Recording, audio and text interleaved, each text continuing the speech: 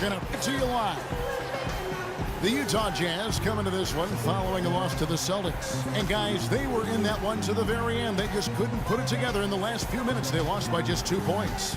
Throughout the first half, even into the third quarter, they had the game totally under control. But man, they just fell apart, collapsed in the fourth quarter. They should not have lost this game. I think they thought it was over, and then they... You're up. Let's go. Time to do my thing. The Clippers in the lead. First quarter of action, just under 3.5 minutes played. From outside the arc, that's good from Crawford on the assist by Paul. Paul's got his third assist on the night. Big Dog, he's checked in for Trey Burke. And here we can check out the story on Chris Paul. This is the kind of play they love to see from him when he's just controlling things out there. First in steals, 9th in assists, and he's been quite an offensive threat, averaging enough points to put him in the top 20 in scoring. And just to mention his steals again, Steve, he's one of those guys who's in a zone where it's like he knows what the other guys are doing. His anticipation is excellent. I mean, it's almost psychic. Well, Jamal Crawford has proven that no matter what role he plays, just call him buckets. He can flat out put the ball in the basket. You got to give him a lot of credit, though. He does change his game quite a bit depending on if he's coming off the bench or starting. I think that speaks to his IQ. He's getting his hands dirty right away by doing some battling on the boards. A different look for Utah. Novak's checked in, and it's Exum in for Burks. Spencer Hawes is checked in for the Clippers. Turkoglu comes in for Jamal Crawford. Whatever their plan was defensively that time, it didn't work. Not if it results in that shot. And as you said with Jamal, a lot of players can't really make that change between being a starter or a sub, but he does it so smoothly in such short time, it really adds a lot of utility to this team. And so he draws the foul on the shot, a trip to the line to shoot 2. Well, you allow them to get right to the rim like that. That's your only option. Yeah, I think you got to foul them, and 2 free throws are better than a layup. Well, Crawford described it perfectly, Clark, when he said as a sixth man, you have to come in and force yourself into the game. As a starter, the pressure isn't there as much as you can go with the flow. Yeah, players like him can often do one or the other. Come in firing off the bench or let the game come to you, but rarely can they assess what the team needs like Crawford does and adjust on the fly so smoothly. Rivers passes to Redick. He feeds it to Rivers. 11 feet away. The rebound by Lyons. And even though the team lost last time out, he managed to be a bright spot in the game, always a positive for a young player trying to make a name for himself. Well, Kevin, it goes without question he would have liked to have been part of a win. But as far as impressing the coach, I think he did everything he could in his debut to do that. At the line for 2. Well, you often think of the Clippers as being an updated version of Showtime. They know how to grind it out and get a win, too. Yeah, I thought they were a little better defensively. They have guys that will certainly give you highlight reel material. But they're smart in how they attack teams and how they finish games, too. Redick with the bucket. Boy, they've gone on this run, and ball movement has been a big key. Yeah, they have the defense on the run right now because every pass seems to have a purpose. They're getting great movement, great spacing, and they're really lining them up defensively. Exum kicks to Novak. Here's Big Dog. He's guarded by Rivers. Not often you see him take that shot. This is great. 3-pointers going down quickly at both ends. Yeah, it took them no time to answer back on that possession. It's a 4-second differential between the shot clock and game clock.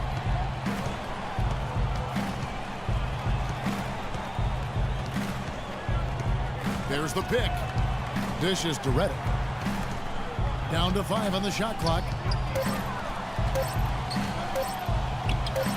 That's good. Redick's got 7 points in the game. Here's Big Dog. And that's not going to go. Offense, the order of the day as the first quarter comes to a close. Clippers ahead.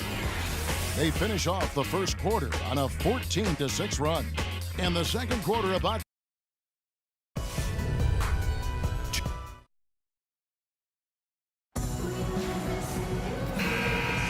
welcome back.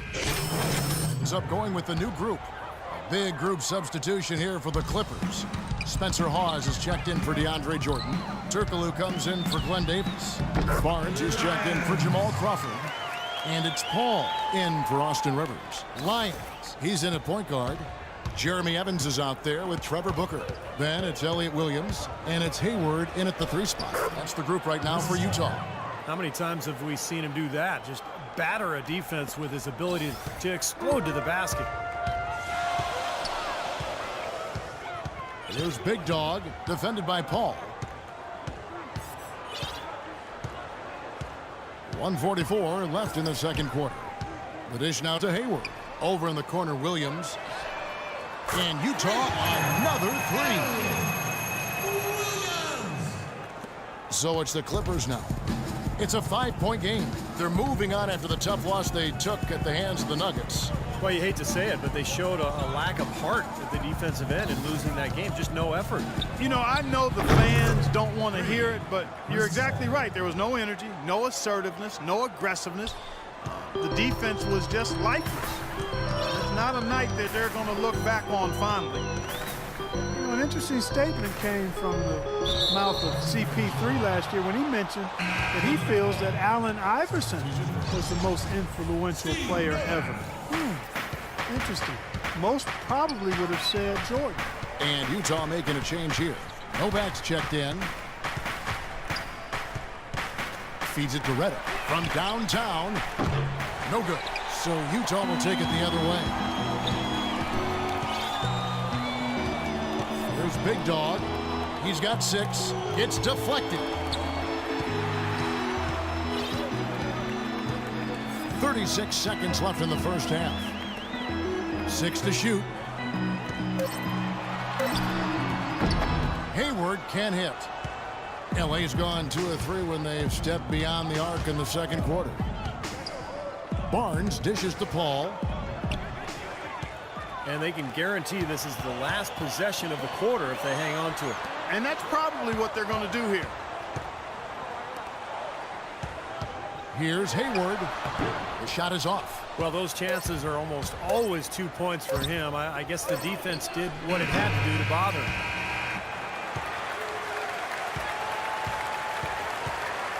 And the first half. Hi, Kevin.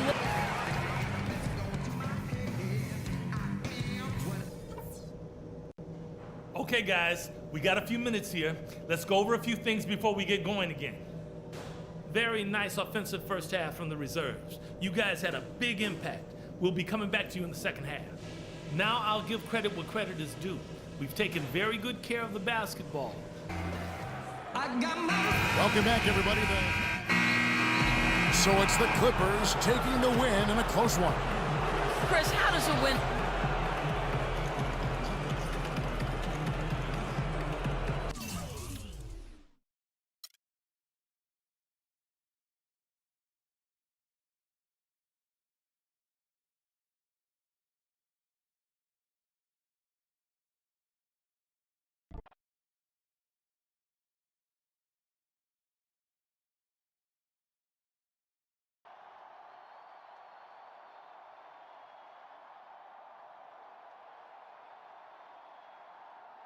Hey, Rook, keep your head up. Oh, well, Coach Rivers.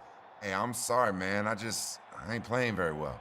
Everybody has down nights. Don't dwell on it. I've seen you play. You've got game. You'll bounce back. Just keep working hard. I will, for sure. Thanks again.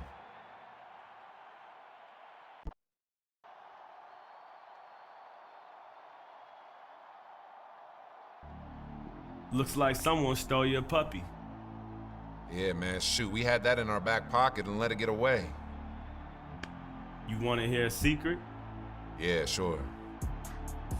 Key to lasting in this league is never getting too high when you win and never getting too low when you lose.